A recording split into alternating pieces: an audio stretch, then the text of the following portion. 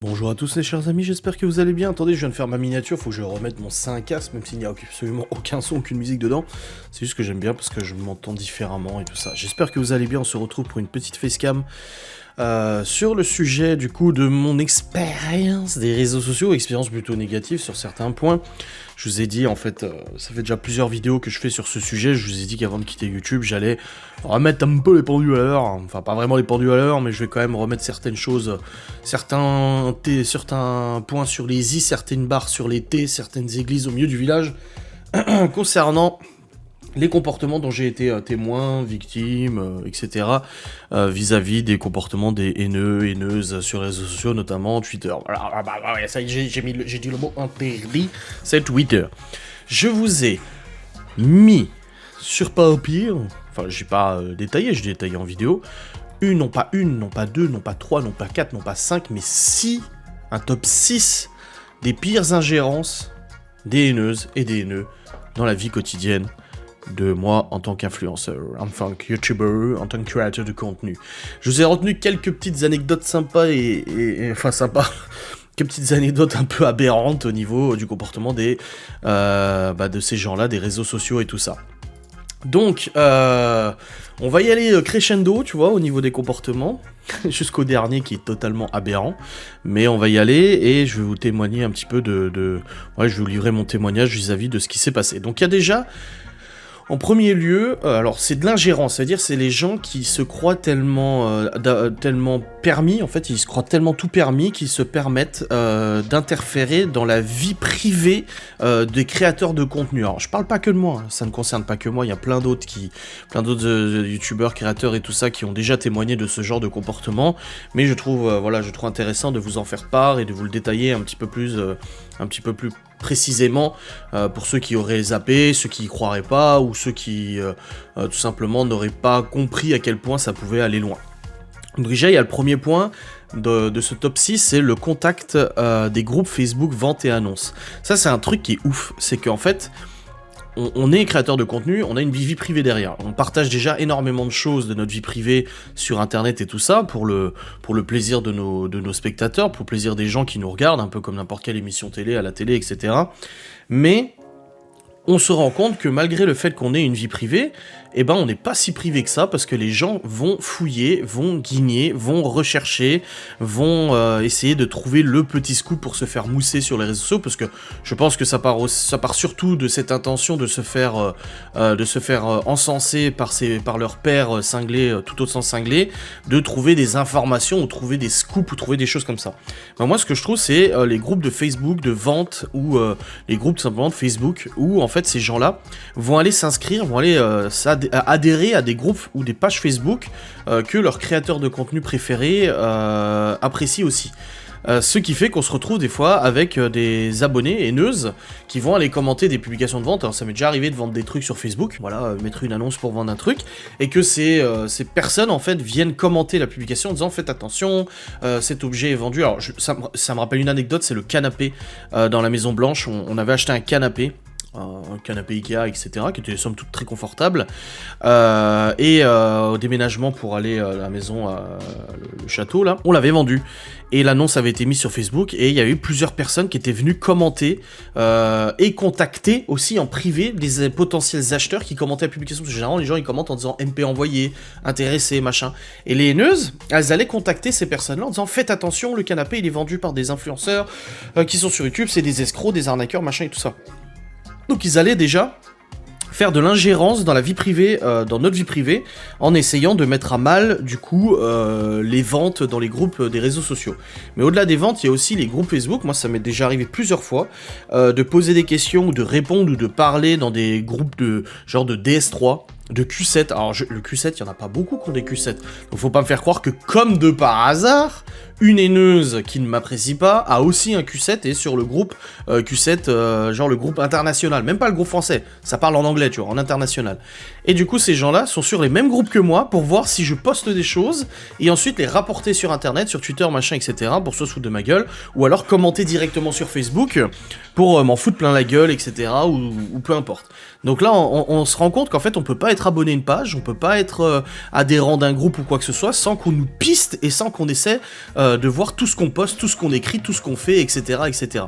C'est clairement de la curiosité malsaine et c'est clairement de la folie, tout simplement. Enfin, moi, j'ai des youtubeurs que j'apprécie fortement. Akram, machin, Boiserie et tout ça, je vous en ai fait des vidéos, mais à aucun moment ça me serait venu à l'esprit d'aller m'abonner aux mêmes pages et aux mêmes groupes que ces gens-là pour tenter de guigner des mots. En fait, j'ai vraiment l'impression que ces haineuses qui au quotidien nous harcèlent, moi, ma famille, etc., c'est le genre de même personne qui à l'adolescence avait des posters de leurs stars favoris au mur, tu vois. Ils achetaient les magazines, la maman des enfants faisait ça, elle était fan de Britney Spears, elle achetait tous les magazines où il y avait la tête de Britney Spears pour le découper et l'accrocher au mur. Et ben j'ai l'impression qu'en fait ces gens-là font exactement pareil avec moi, c'est qu'au lieu d'aller acheter des magazines et tout ça, bon les journaux maintenant ils sont servis, ils peuvent y aller, et ben en fait ils vont essayer de trouver tous les endroits où je peux écrire des mots, où je peux dire des choses, etc. pour après les mettre dans leur tableau, leur recueil des propos d'Adrien, leur youtubeur préféré, pourtant qui soi-disant n'aime pas. Enfin voilà, c'est un premier point déjà que je trouve un peu aberrant.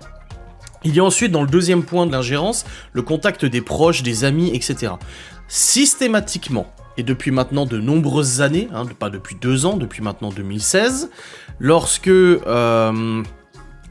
un ami, un proche, quoi que ce soit, est découvert sur Facebook, sur Insta ou autre, donc il voit qu'il y a un de nos proches qui est présent sur les réseaux sociaux, ils sont systématiquement contactés, soit pour être insultés, soit pour leur faire la morale, comme quoi ils ont élevé un enfant absolument terrible, donc moi-même, soit essayer de les monter contre moi, soit essayer de leur dire soi-disant une vérité, oui, Adrien a dit ça un jour, machin, etc.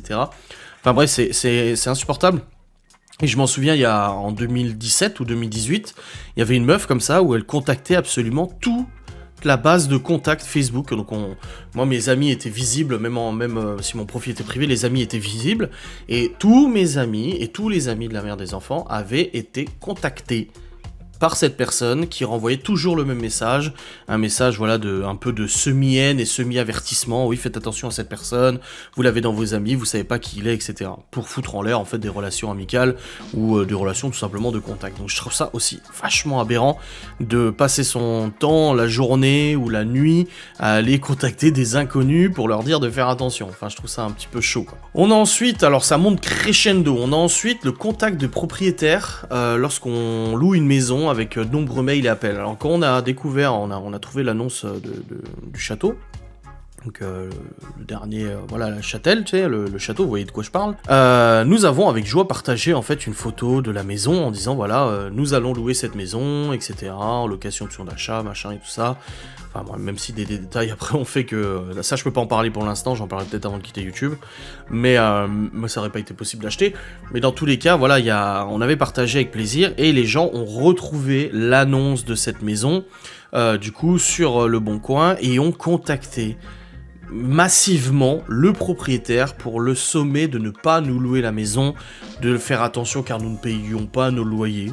Genre, what the fuck, de faire attention parce qu'on était des escrocs, parce qu'on était mauvais, on était méchants, etc., etc. Voilà, les mêmes personnes qui aujourd'hui hashtag justice. Hein. Encore une fois, ça, je suis obligé de le répéter. Mais voilà, c'est absolument terrible. Et je me souviens bien que le propriétaire avait été massivement contacté. Alors il s'en foutait un peu, et comme il avait dit, ça montre au moins à quel point les réseaux sociaux sont complètement tarés, lui qui n'est pas présent sur les réseaux sociaux. Et voilà, il avait dit, on voit à quel point ils sont starbés, hein. Les gens l'appelaient, les gens lui envoyaient des messages, des mails, etc. pour soit savoir si c'était bien nous qui allions louer la maison, soit savoir si c'était vrai, ou essayer même d'avoir des informations sur la maison, des photos de la maison, etc., etc., l'adresse et tout. Enfin voilà, c'était assez loin, jusqu'à ce que le propriétaire supprime l'annonce. On lui avait dit, alors c'est pour ça que maintenant, quand il se passe des choses comme ça, systématiquement, moi je préviens, je dis, par contre, il faudrait, moi quand j'ai loué cette maison ici, j'avais pas dit que j'étais créateur de vidéos, machin et tout ça, voilà, j'avais ma boîte au Luxembourg et tout, aucun problème, mais avant d'en parler, j'avais bien évidemment attendu que l'annonce soit supprimée, voilà. Même quand t'achètes une voiture ou quoi que ce soit, les gens arrivent à retrouver l'annonce du véhicule, et ça, d'autres youtubeurs ont été été confrontés à ce genre de problème, où ils disent, voilà, j'ai trouvé, Akram par exemple, j'ai trouvé un Cayenne, machin, blanc, intérieur rouge, je sais pas quoi, et en fait, d'en avoir parlé, ça a motivé les gens à aller contacter le vendeur pour essayer de foutre en l'air la vente et tout ça. Tu vois, c'est vraiment, en fait, la tentative de destruction, de la tentative de sabotage, tout simplement. Donc voilà, contacter le propriétaire, ça, je trouve ça, assez fou, quoi. Mais bon, ça se fait. Ensuite, nous avons encore crescendo, le contact des influenceurs en contact. Donc, si tu es moi, ou la maman des enfants, et que tu as, par malheur, des relations avec d'autres influenceurs, donc ça veut dire des relations amicales, ou de prospection, de travail, de partenariat, tu fais des collabs et tout ça, tu peux être garanti que ces influenceurs vont être massivement contactés pour les sommer de ne plus nous parler et de couper absolument tous les ponts avec moi ou quoi que ce soit. Voilà. C'est tout simplement le cas. Regardez Psyodélique. Il a fait 1 ou 2 vidéos sur moi. J'ai fait une vidéo sur lui où j'ai donné mon avis en fait sur son contenu que j'aimais bien, etc. Résultat, tout de suite, les haineux sont allés le contacter en disant Adrien fait une vidéo sur toi, fais attention, machin. Ça a contacté sous sa vidéo, ça a mis des commentaires en disant ouais, fais attention, il est mauvais, machin. Alors que j'ai rien dit de mal sur lui, mais c'est ça qui les a fait chier en fait. Je pense c'est que j'ai rien dit de mal sur lui en soi, j'ai juste exposé mon avis, même sur des points qui me paraissaient négatifs, je l'ai exposé de manière intelligente, de manière respectueuse. Ils auraient préféré un clash ou quoi que ce soit, donc ils ont été obligés eux d'aller mettre de l'huile sur le feu, vu qu'ils ont pas eu le drama qu'ils voulaient. Ils s'attendaient à ce que je pète un plomb devant la caméra, connard, machin et tout ça, ce qui est pas le cas. Et du coup, ils se sont sentis obligés aller foutre, de mettre de l'huile sur le feu, et ça, de toute façon, mettre de l'huile sur le feu, c'est la spécialité de ces gens-là qui veulent constamment du drama. Ça va contacter l'un, ça va contacter l'autre, ça je l'ai vu en 2 ans, hein. Moi ça me contactait, ça me disait ah nanana, et puis derrière, un jour, je reçois un message privé, cette personne-là m'a dit. Combien de fois c'est arrivé, où moi on me disait quelque chose, ouais, elle a dit ça, machin, moi je suis ton côté, machin, moi j'avoue, on faut pas être de mon côté ou de l'autre côté, il y a pas de côté à avoir, mais oui, je suis de ton côté et tout ça. Et c'est arrivé quelques fois où je me concerte, où je contacte mes enfants, et je lui dis, on m'a dit ça et tout, elle me dit, tiens, c'est marrant parce que cette même personne me dit totalement l'inverse de l'autre côté. Tu vois, les gens qui jouent sur 2 tableaux comme ça, et qui jettent de l'huile sur le feu, c'est quand même fou. On se rappelle Laura, quand elle a été contactée il y a une nana sur Twitter, elle s'appelle Sean, très insultante, très agressive, très malade de la tête aussi, elle le dit elle-même qu'elle a des médocs à prendre, qui avait contacté Laura pour venir se plaindre d'avoir été insultée par ma communauté sur Twitter, machin, etc., alors qu'elle nous apprécie, machin et tout. J'ai encore l'historique des messages, c'est un truc de ouf. Et quand Laura m'a montré la photo du compte Instagram qu'il a contacté, je dis oh putain, c'est une nana Twitter. Et du coup, je la retrouve et tout, je dis c'est elle, et elle nous insulte au quotidien, elle nous en fout plein la gueule et tout ça. Et Laura a marché dedans, a joué dans son jeu en lui disant j'espère qu'en tout cas toi, tu n'es pas de ce genre-là. Et non, moi je suis très respectueuse, machin, etc., etc. Elle lui file même son compte Twitter pour que Laura aille voir son compte Twitter, sauf qu'en fait, cette conne est tellement débile que son seul abonné c'était son autre compte, que ses seuls likes c'était son autre compte, etc. Donc on a très vite fait le lien avec les 2 comptes, et Laura lui a dit attends, c'est bizarre parce qu'il y a un autre compte Twitter qui nous insulte allègrement, vraiment machin, qui pourtant a la même image et correspond bien à ton identité. Alors la personne, tout de suite elle a disparu, non je comprends pas, et puis hop, disparu, tu vois. Et cette personne-là, en fait, a essayé de s'approcher de Laura pour avoir des informations, pour avoir des choses et tout ça, pour ensuite les balancer. Voilà, c'est une taupe, tout simplement, comme j'en étais victime aussi sur les réseaux sociaux, hein, de toute façon, des gens qui essaient de venir guigner des infos et puis qui après les balancent et tout ça, tu vois. Donc malheureusement, c'est des choses qui arrivent, c'est pour ça que je fais très peu confiance, mais c'est ouf, quoi, c'est ouf. Enfin, je veux dire, on se croirait dans un film des fois, ça mériterait un film, toute cette histoire, de toute façon, tellement c'est dingue, ce monde des réseaux sociaux. Je pense que tous les influenceurs, on devrait se réunir et faire un film. Enfin bref, nous avons ensuite une étape supplémentaire, c'est le contact des écoles pour parler aux enfants. Un jour, je vais à l'école, je dépose les enfants le matin et tout, pas de soucis, non. Et en fait, j'ai le directeur de l'école qui vient me parler, il me dit oui, je voulais venir vous parler. Alors, il était plus, c'était la dernière année où il exerçait, donc l'année suivante, c'était plus lui. Mais il me dit, écoutez, je voulais juste vous avertir qu'on a reçu des appels téléphoniques à l'école de personnes qui se disaient proches de votre famille et qui voulaient parler aux enfants à tout prix et tout ça. Je dis pardon, j'ai commencé à me dire oui, ça a contacté l'école, ça demandait à parler à Libye notamment, donc la plus grande, qui était pas encore au collège, elle était en CM2 ou CM1, donc ils ont essayé, en fait, de parler aux enfants au travers de l'école. Donc bien évidemment que l'école a refusé la demande, n'a pas accédé à cette demande en disant bah non, il n'y a que les parents qui peuvent le faire, tu vois. Mais ça a essayé de se faire passer pour des proches à nous, peut-être ma grand-mère, ma mère, j'en sais rien, pour essayer de parler aux enfants et les avoir au téléphone. Alors pour leur dire quoi, je ne sais pas.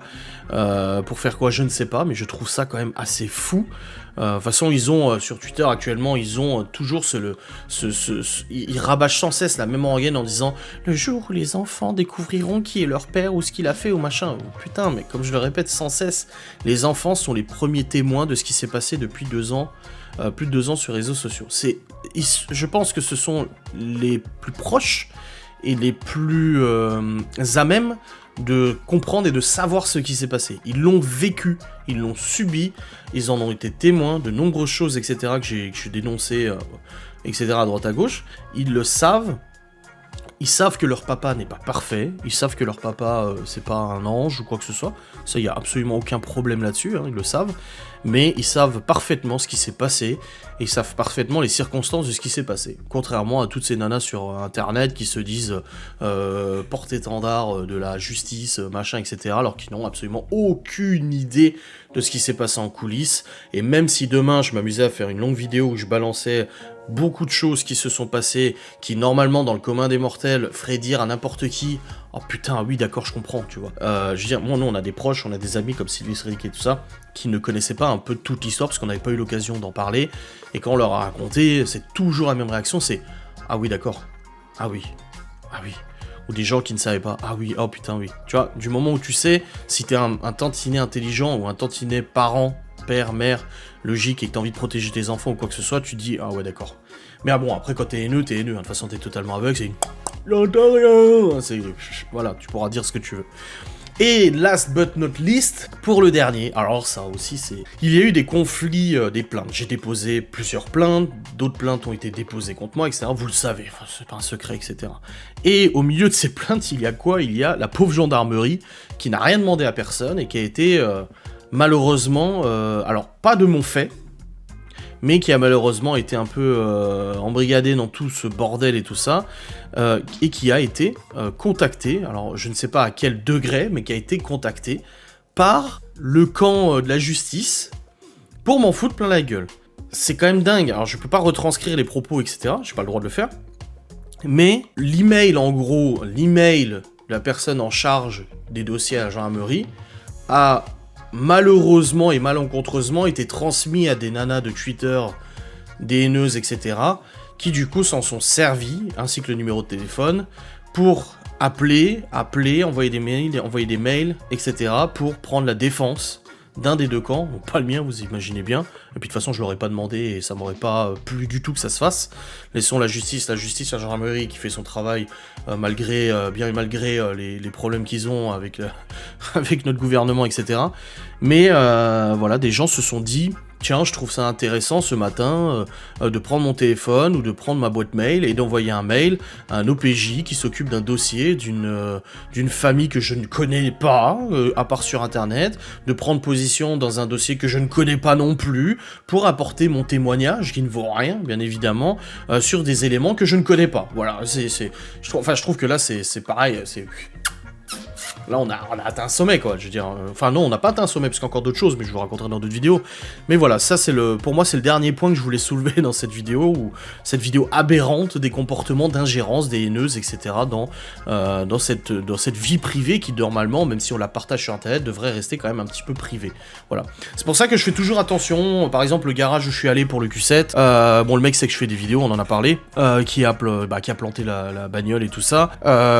J'ai pas donné son nom, j'ai pas fait de pub, j'ai rien du tout, je veux pas en parler, mais je sais que les haineuses vont très vite trouver de quel garage il s'agit, puis ils vont sûrement le contacter, machin et tout ça.